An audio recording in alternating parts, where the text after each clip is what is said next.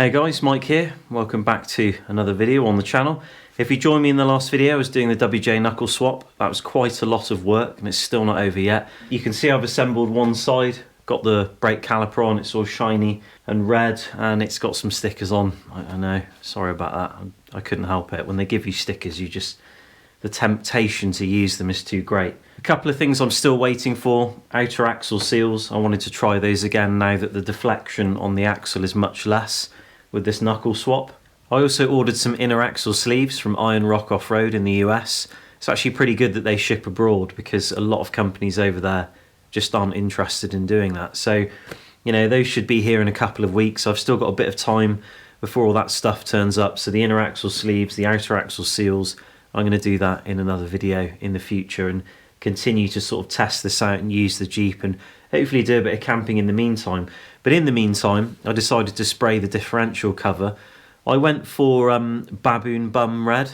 It's a popular colour, but I sort of messed it up because I've done the front of the vehicle and not the back, so might confuse some people. But I also added a small drain plug in the bottom of the Rock Crusher differential cover, you know, so it's not sticking out too much, so it can't get knocked and really heavily damaged or cracked off like a bolt would.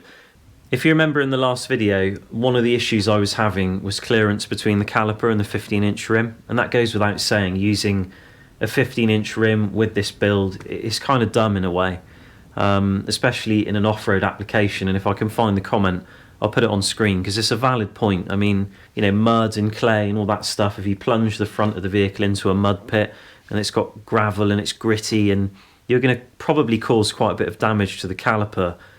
Probably not so much the rim, but the caliper itself will probably suffer, and the paint job is pointless, obviously, and you know, that's the least of your worries really. But there was another comment as well with regards to the hubs, and I've been using the sort of pre-99 hub, which is this one here, and somebody said you need to get the 99 to 2001 hub, because then you won't need to create spacers for the brakes and you'll get a bit more clearance. So that's this hub here, and if you look carefully, you can kind of see the difference between the hub. It's got longer studs and it's got a longer bore in the center, but it's actually the height of the hub is different. You can see this one's much shallower, and this is the 99 to 01 hub. So this will mean I don't need to put spacers in place for the brakes, and I should get a bit more clearance on that 15-inch rim, I hope.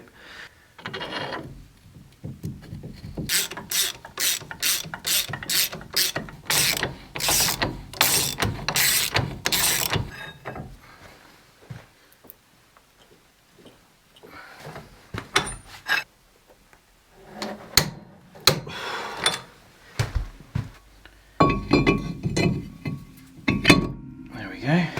Because the studs are longer, I use a couple of washers just to seat the nuts on for the time being, so I can check the alignment of all this stuff. I think for my birthday I'm going to get an impact gun, a nice one, like a battery one. Kind of need to really. One thing to bear in mind if you're doing this, I guess, is contact with the ball joint there, with the tie rod, sorry. You can see I haven't got any in my case, which is great.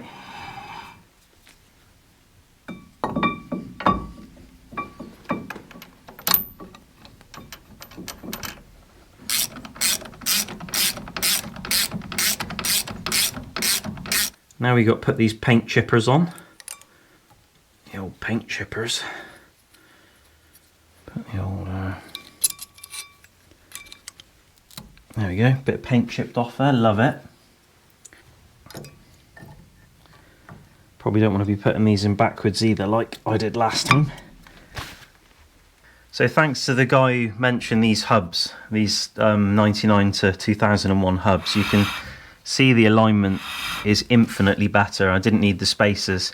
In fact, I put the spacers obviously the other end to act as a washer because the bolt was a little bit too long, and I'm using bolts from my flywheel off the spare engine. They're pretty tough bolts, but they've got the correct thread and they fit good. So that's looking really nice. That is a ton better than it was with the other hubs.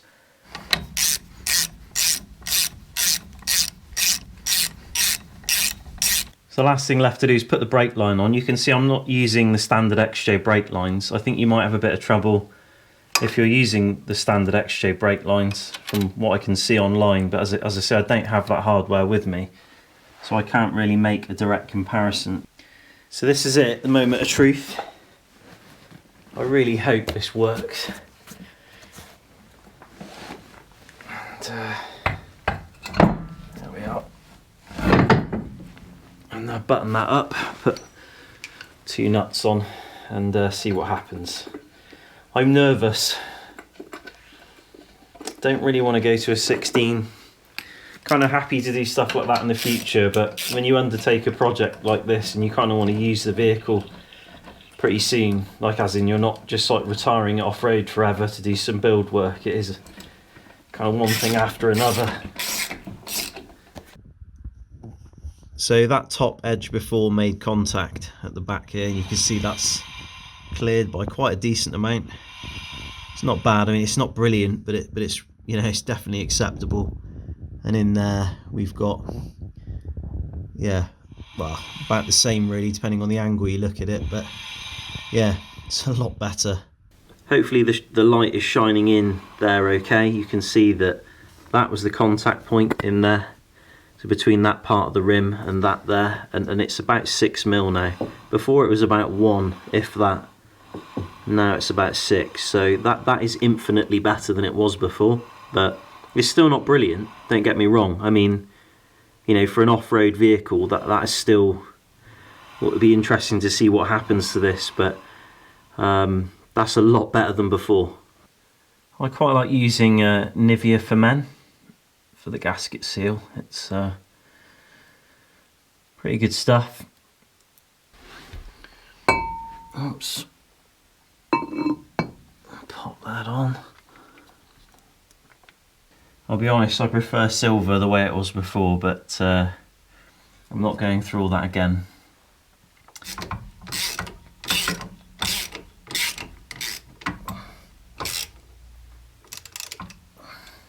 So a couple of days on from putting that diff cover on and everything's back together, but it's looking great. I'm really happy with it. I will say that the drag link and the track bar are not perfect, mainly down to a drop pitman arm, which is way too long now for this setup. And the track bar is too short. Really, the track bar and the drag link should be the same length, so when the vehicle articulates, it doesn't pull to one side. Whether or not it has bump steer, I can't tell you, because the roads are just not really in the condition where I can simulate bump steer, or I don't even want to get bump steer, you know, with the ice on the roads at the moment. So, you know, I'll kind of wait. I'll find out in the spring, really, whether I get bump steer or not.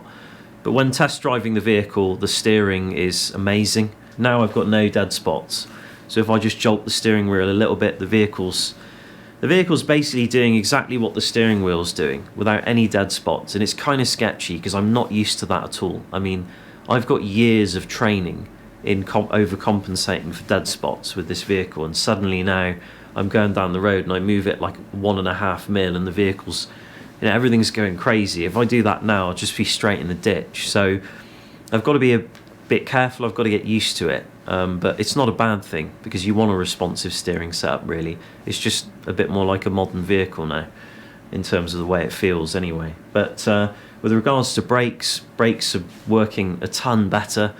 I would recommend this mod to anyone. I think it's a really nice one to do, and yeah, it's cool. And the outer axle seals have come now. They're looking pretty good. I've pre-greased them in, yeah, got a little bit overexcited, just started greasing them up already. It's just the way I roll. But the inner axle sleeves are coming as well in a couple of days, and that's the next job, those seals, inner axle sleeves. And then the Dana 30 is kind of nice, you know, for a sort of overlanding, semi-off-road, jack-of-all-trades, master-of-none vehicle. So, you know, that's the way it's going to be. So I'm pretty happy about it. So thanks for those comments as well that pointed me in the right direction. You know, I've ended up with a much better result because of it. I hope you enjoyed the video, and I'll see you very soon in another one. Take care.